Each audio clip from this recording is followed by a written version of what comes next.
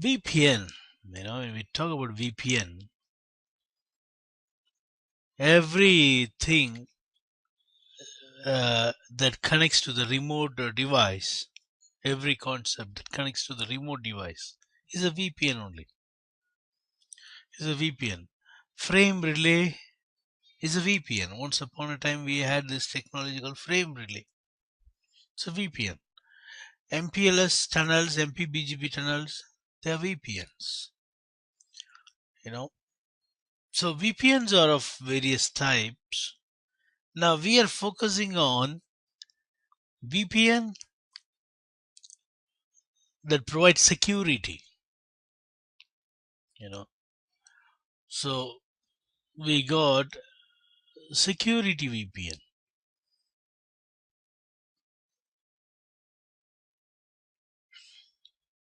Whatever you send through the tunnel, they are sent in an encrypted format, encrypted with crypto.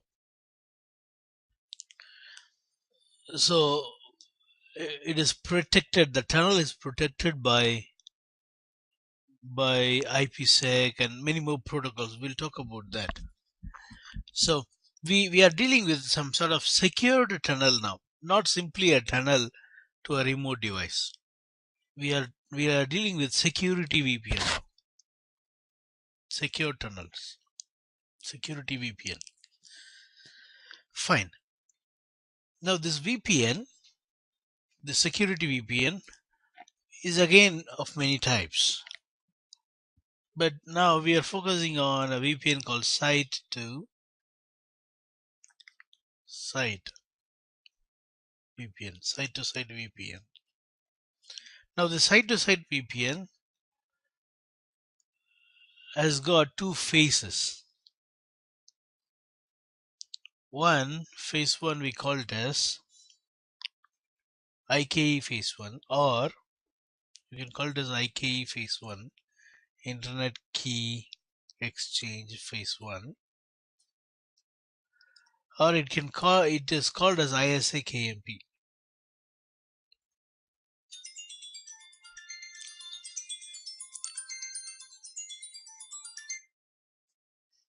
ISA KMP.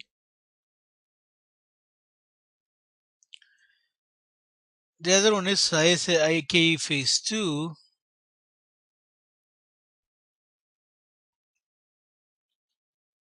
called as IPsec. Now, why they have named like this? Why ISA KMP? Why not simply IKE phase 1, phase 2? Why they are calling like this? No, this has got meaning in what it is doing. This has got meaning in what the phase 2 is doing. This has got meaning in what this phase 1 is doing. When we understand the name of this, we understand their function as well. Let's try to understand the name, the meaning of the name, ISA KMP.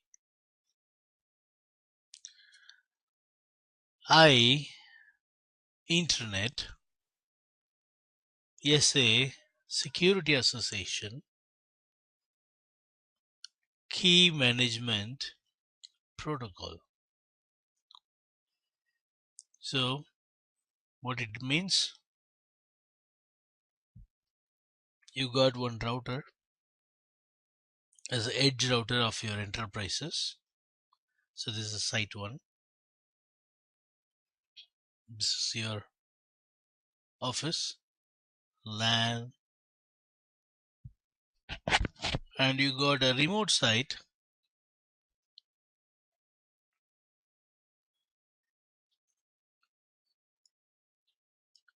site 2, and that is connected to the public network to reach the untrusted network. So these two sites are connected using this public network, internet. So internet is a public network. There are a lot of good as well as bad there. Good as well as bad. So in an untrusted network like internet, It's an untrusted network. I don't know whether good people will behave good, or I'll have some bad people to damage my packets, steal my data. It's an untrusted network. We cannot predict what anything may happen anytime. It's an untrusted network, internet. When you use this untrusted public network, we need to secure our data. We need to encrypt our data. We need to protect our data with something. That something is what the site-to-site VPN. We have one site, this is another site. Between these two, I need to provide security. To do that, the first phase, what it does is, it does ISA-KMP. What is internet? Yeah, you got internet. Next, between these two sites, you want to associate, but in a what? Secured manner. Secured association. Security association. You want to associate between these two sites.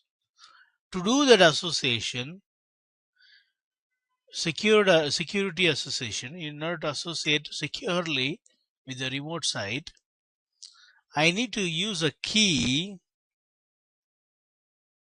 to identify my right peer in the public network. This site 1 router should identify the correct site 2 router. It should not go and associate with a wrong guy. So for that, you have a key between these two, and the key is managed and shared in a secret manner in this phase 1.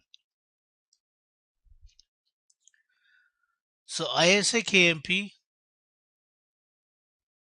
is for key management. It's for sharing the key in a secure manner. And it uses UDP 500. Port number is UDP 500. Internet Security Association Key Management Protocol uses UDP 500. The purpose of this protocol is to exchange the key. So this generates a key here, this generates a key here, and they exchange the key. They exchange the key securely. This can also say this can also be seen in another dimension, like you create a tunnel. That's what most of the people will say. You're creating a tunnel between site 1 and site 2, and inside the tunnel you share the key secretly. And when the key is matching on both sides, then you are ready to go for phase 2 IKE, which is to protect, which is to secure your IP traffic. That's why it is IPsec, IP security, securing the IP packets. So first phase is always the key. Once the key is matching on both sides, when the hash is matched, you go to the second level. From phase 1, you understood that you are talking to the right guy, right site, the correct site router. Your branch office, you have identified the branch office. So now you are ready to do security, to provide security to your IP traffics, IP packets. So phase 1 and phase 2 in site-to-site VPN. Any question up to this level? Site-to-site is one method of securing IP packets. So because IPsec is used, some people call this as IPsec VPN. But VPN means, security VPN means it is only IPsec. The method can be many, like site-to-site, TM VPN, Get VPN, Remote Access VPN, VPN use site-to-site using VTI. Many flavors are there. Any more question? So side to side has to be like two side, right? Always it has to be two side, right? Well said. Side to side is only between two routers. Okay. Whereas DMVPN, you can have multiple branch offices and one head office. We call it Right. as hub and A spoke, spokes. right? Okay. A spoke is the head office, right? Hub and spoke. Hub is the head and spokes are the branch offices. Right. Hub and spoke. So that like it has to be like between two router. It could be between two firewall too, right? Yes. So the Okay. side-to-side VPN not only between the Cisco IOS router, it can be done even between two ASAs, Okay. two firewalls. Okay. It can be also between a router and a ASA, Okay. right? It can be between one firewall and a router. It can be between two routers. It can also be between two ASAs or two firewalls. Now, there's no issue in that. No, all that they need is the association packets. The packet can be generated by firewall as well as the router. Any more questions till now? All right. Next is, let's try to understand the steps in which they operate, or the steps in which we configure like that. Now, let's say we have a network here inside your organization called 20. No, let's put public private IP address. Nothing wrong.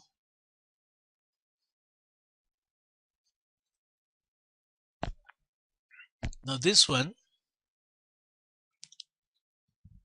usually we will have private only. So let me go with private, but even with the public it works.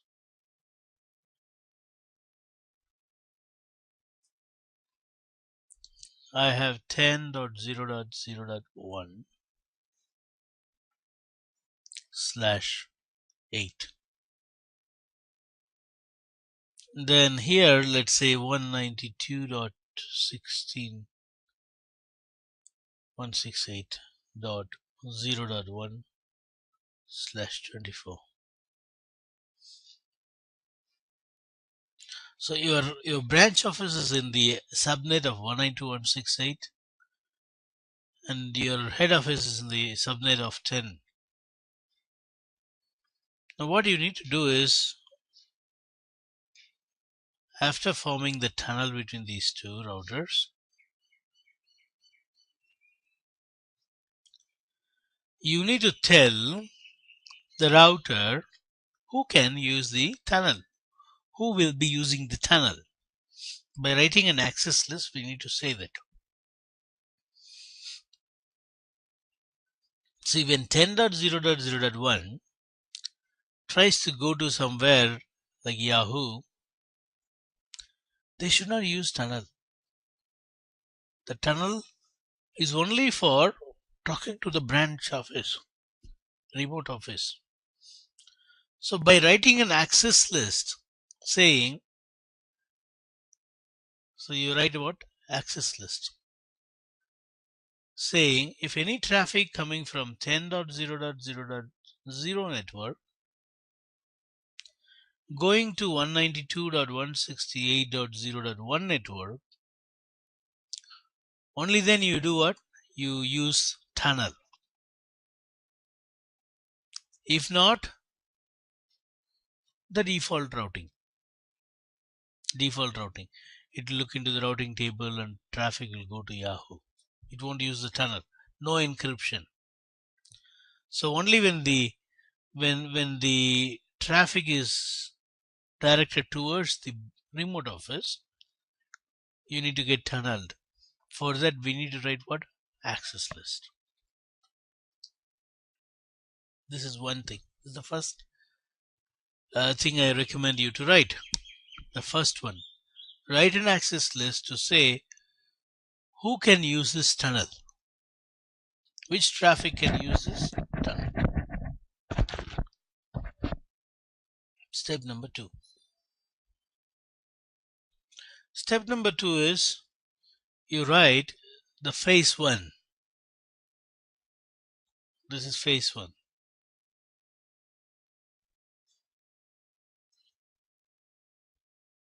ISA KMP, Internet Security Association Key Management Protocol. Now, ISA KMP is not a single protocol. It's a name given to a function. What function? Key management. To manage key in a secured way, there are a lot of things involved. First of all, you need to define the key. You need to define the key or the password to identify your neighbor. See, if your neighbor is, if you say this guy is my neighbor, what is IP? Let's say 80.0.0.1, and here IP address is 30.0.0.1. So you go to this first router, first site, and say to 80.0.0.1,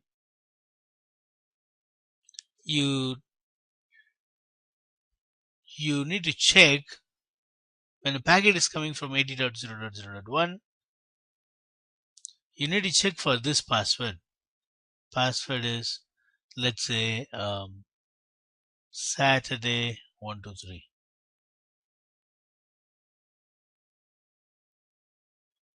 Same password you will also tell here. To 30.0.0.1, password is Saturday 123. So when this guy sends the packet, when the password matches, similarly when this guy sends the packet, when the password matches, see, password cannot be, it cannot come from anywhere. It should come only from 30.0.0.1, and this should be the password. So they use a pre-shared key. We call it as what? Pre-shared key. We share the key beforehand. Pre-shared key. So it uses a pre-shared key to negotiate phase 1.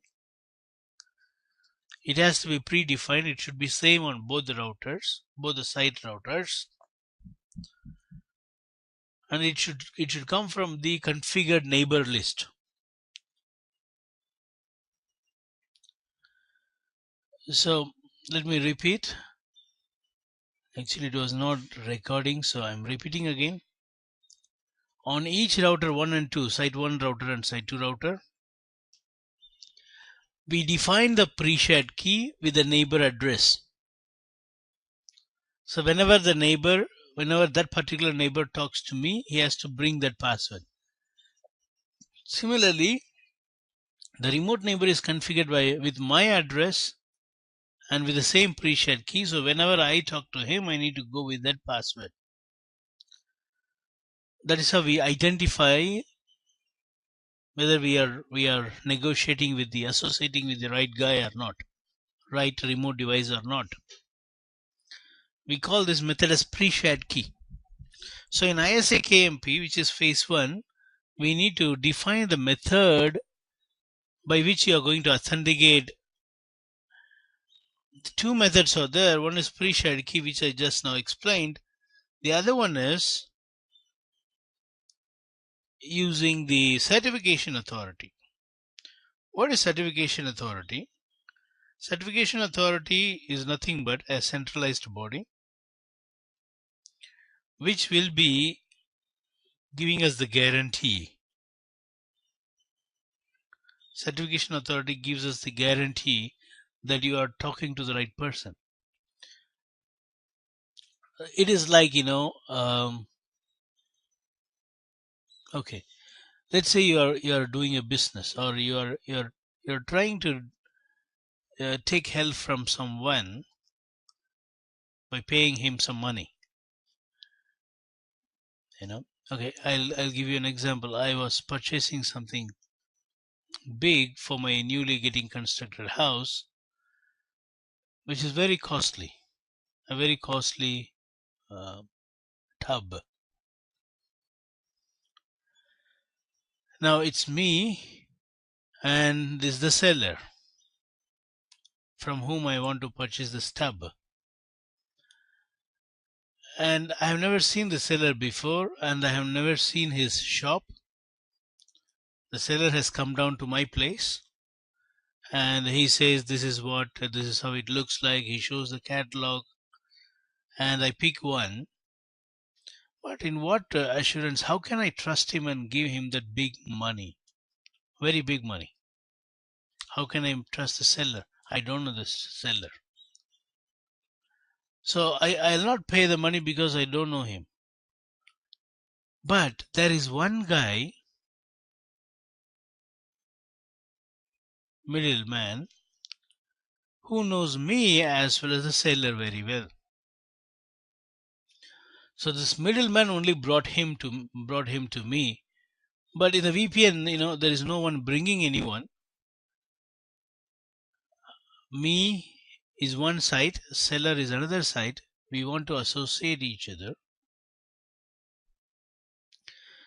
So what we do is we look for this guy to approve, the middle guy. Middle guy says to me, Jay, don't worry. I know him. I know the seller. You don't worry. So middle guy gives me the assurance, the guarantee.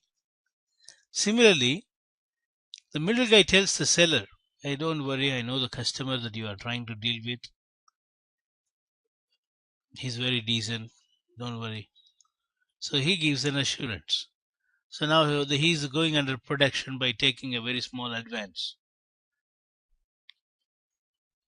So we both are comfortable in doing the business because there is a middle guy given me the guarantee.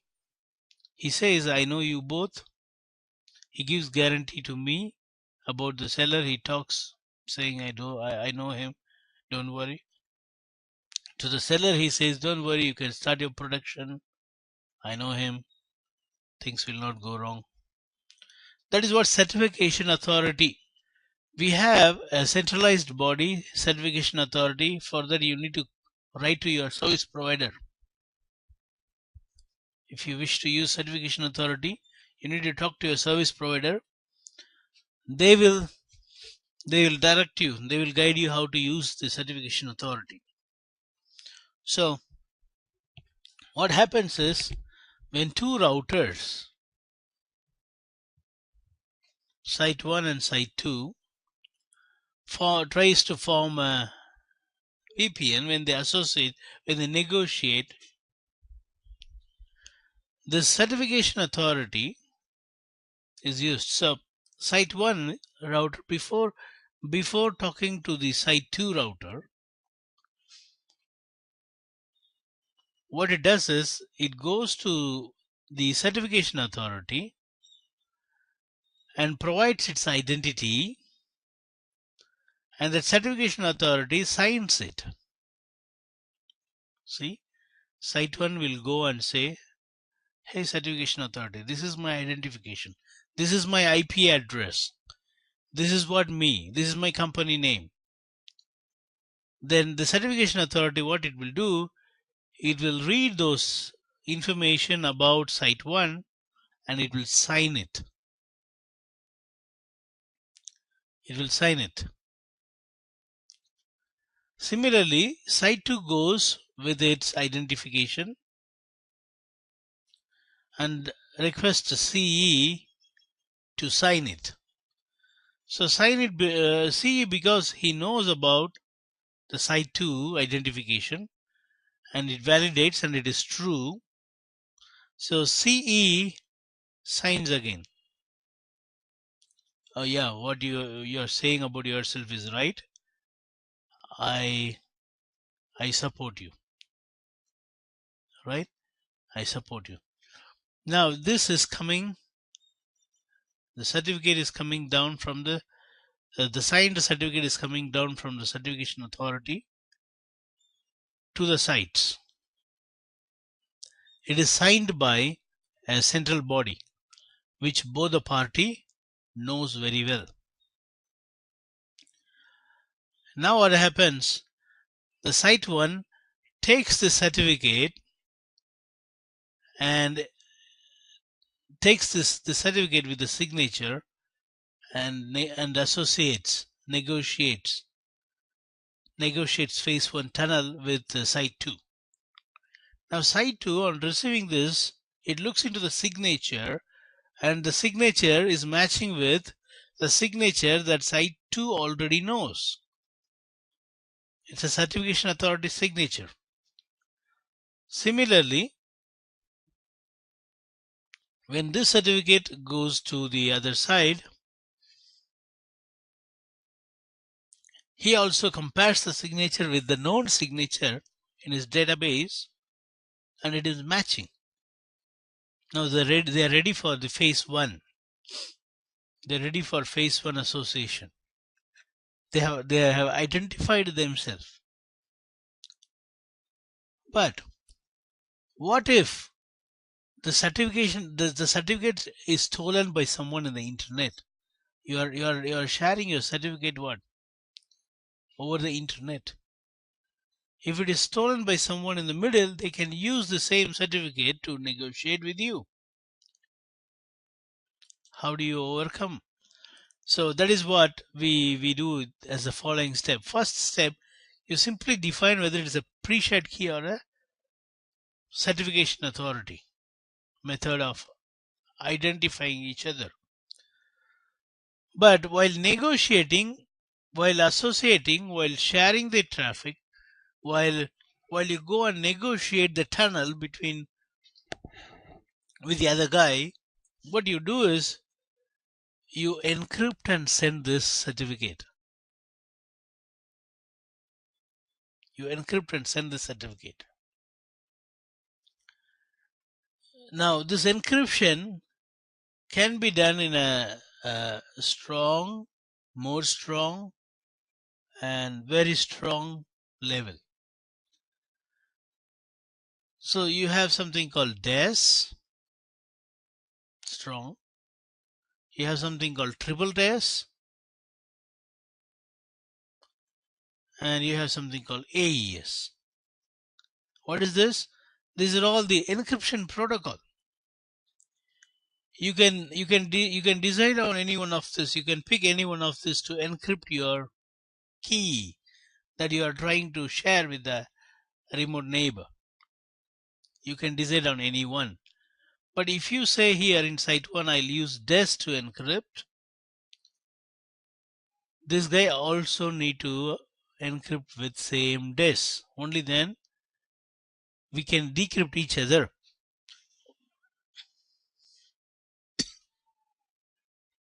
So only when I know that my neighbor is has encrypted with this particular algorithm, I will know how to decrypt it. So we need to agree on this, we need to agree on these protocols. So usually if you're working for some company, they provide you these details. They provide you what encryption protocol to use.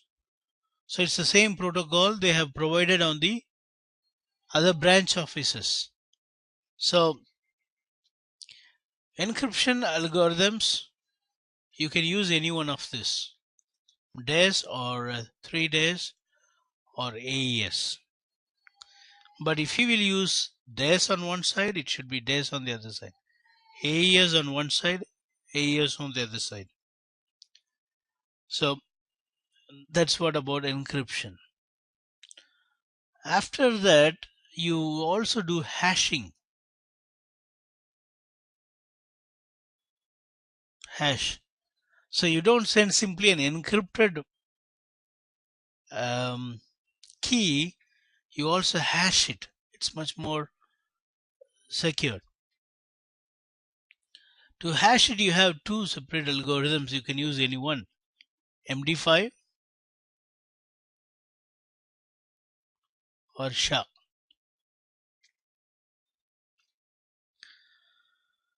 So these are the again two different algorithms for hashing your key. If I say I'll use SHA for hashing, it should be the same thing for the other side, on the other side.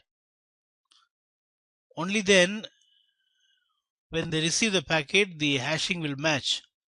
So both need to use the same hashing algorithm.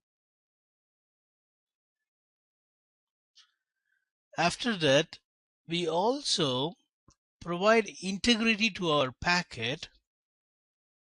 What is integrity? Providing guarantee, saying, hey, you are receiving the packet. You have received the packet from the remote site, and the packet is not tampered. The packet is not altered by anyone. So someone has to guarantee this integrity as the packet is going on the public network, over the public network. That is given by an algorithm called Diffie-Hellman algorithm. This algorithm uses various size of bits to provide the integrity, like group 2, 5, 15, and so on. This integrity algorithm is designed by a man called Diffie-Hellman. So it is called as Diffie-Hellman groups. What is the use of this algorithm? Is to provide integrity. So you need to define that Diffie-Hellman group on both sides, and you need to use the same size. I say group 2 here, so this side also group 2. So both the side you have given same algorithm to provide integrity.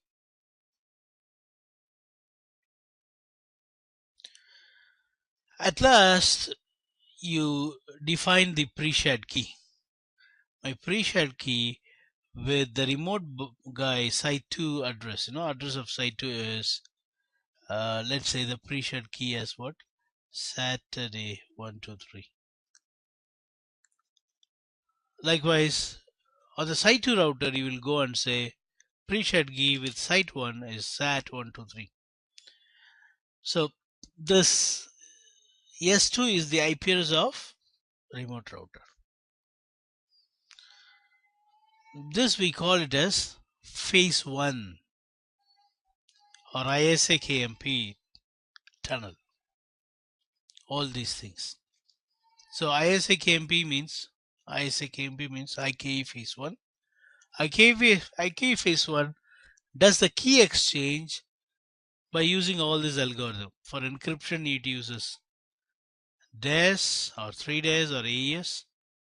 For hashing, it uses MD5 or SHA. For integrity, it uses Diffie-Hellman group. And for the authentication, you can use any one of the method. One is pre-shared key. You can give the key like this, or you can use the certification authority to sign your identity, which can be used to identify each other. For the certification authority, you need to go and talk to the service provider. Now, key now is exchanged secretly, which means you have identified the right person. You have identified the person to whom you're supposed to form VPN. Now, next step is phase 2 tunnel. Phase 2 tunnel. For phase 2, you need to talk, related to the data that you're going to send. Phase 1 is over. You have exchanged the key and you know to whom you are associating. Phase 2 is IPsec. meaning you're going to secure your IP traffics here. In phase 2, there is no more key. We are dealing with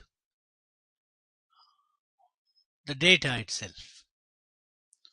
So what you need to define is, in this phase, you need to tell these two routers the combination of protocol that you are going to use to encrypt your data.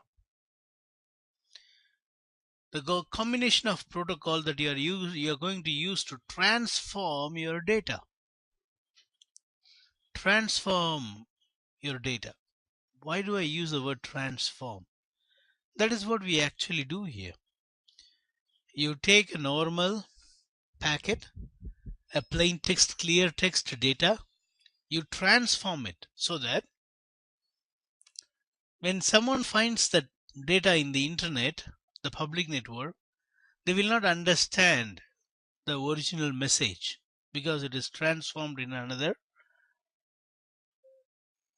appearance. It is not appearing like a normal data. It is crypto. It is encrypted. Transformation. You transform the data. So we can transform the data with various combinations. Now you can simply encapsulate the traffic and send, or you can encrypt the traffic and send. Not only encapsulation, you can encrypt and send.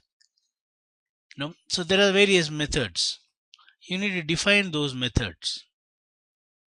Example, I'll say for encryption, I'll use AES to encrypt my data. And for hashing, I'll use AMD5 HMAC. So these are the combination I'm using to protect my data, to encrypt my data. These two combination, these two algorithms. Now these also need to be agreed on both the sides. So on both the side, both the routers, you need to configure the same thing. You need to say that we will encrypt with AES and we will hash it with MD5 hash MAC. No? So this has to be done on both the side. Same thing.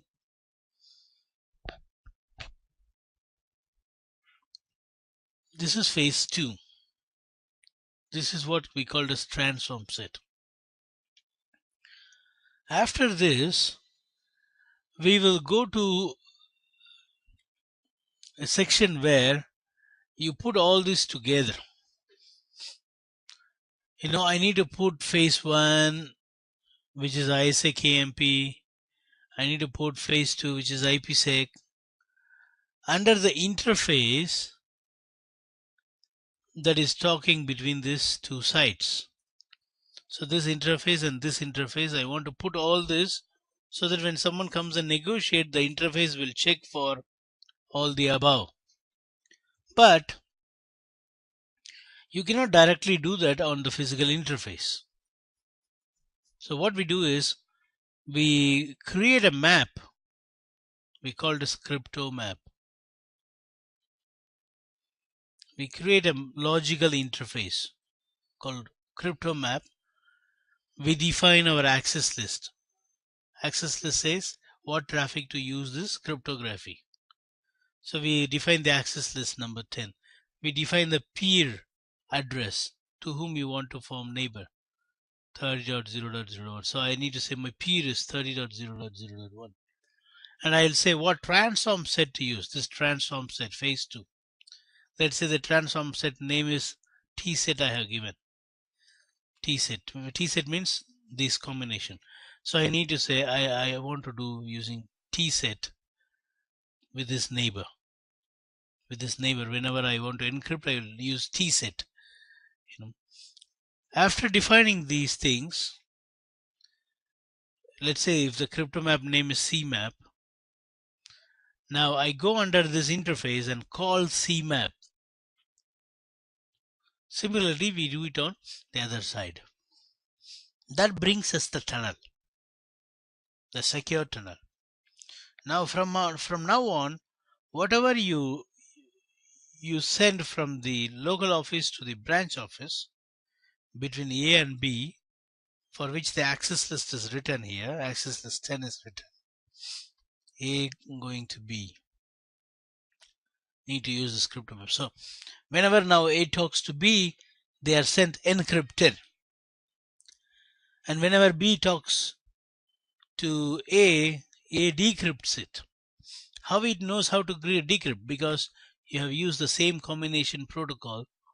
So whatever he encrypts, you know how to decrypt it because you use the same protocol. Any question? Very good. In phase 1, it is only for key. You are doing that encryption, hashing, and providing integrity using defilement, all the stuff. In phase 2, you define the policy, how you are going to encrypt your data, protect our data. So data is phase 2, key is phase 1. Only this much is actually VPN. This same thing, people teach in different manner. How they say, first of all, we'll put one tunnel between the two sides. And then that is phase 1, putting this tunnel. And then inside the tunnel, we negotiate the next protocol, IPsec, to encrypt our data and send inside the tunnel. That is also okay to understand, fine, okay to explain. But this is what actually happens. You have two tunnels. Phase 1 tunnel is for the key. Phase 2 tunnel is for the data. These are all basically encapsulation and encryption. You encrypt and you encapsulate. That is what people call it as tunnel. Everyone calls it as tunnel. Yeah, Professor. Right. Any more questions? That's a really good thing that you mentioned. I was like always confused with the certificate authority, so that assigned by third party like GoDaddy or something like that, right? And well said. And they yes. They give you a couple of like number or. Yes, it will be a big combination of zeros and ones. Okay.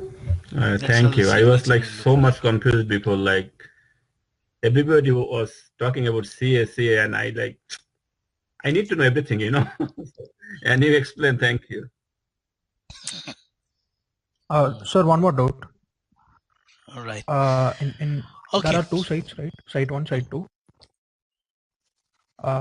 In our site, we will configure this stuff. But on the other side, how to configure? Who will configure in real time? The other side engineer. The other side we have to engineer will contact configure. See, because branch, you work other for branch? same, because you work for same. Yeah, you don't need to do it. He will. Yeah, once you finish your job, you will report to your manager saying I'm done. Likewise, he will report to his manager that I'm done. Now that's why you have a time frame, and he will be following these company standard. According to company standard, they will give you a list like this is what the protocol that you need to use for encryption. This is how you need to transform the data. They will give you the algorithms that you should use for encryption, for hashing. It is already there in your company logbooks. It is already there. All that you need to do is type it. That's all. So they will give you exactly what protocol to use, and it's the same thing given in the remote office also. So you can you will do your work, he will do his work, because you both are referring to the same logbooks.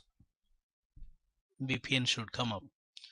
Even after that, if VPN is not coming up, then you may be contacting him over phone or email and ask him clarification. Hey, what have you done? This is what we're supposed to do. Have you done this? Then he gives an explanation, then you fix it. The same applies to Telnet and SSH also. Okay. Yes, for everything, yes. Professor, I have another question. Like, suppose your one site has like 10 VLAN, right? And another site has another 10 VLAN. So if we want to communicate with each of the both side VLANs, so is there any extra work or did only that's all?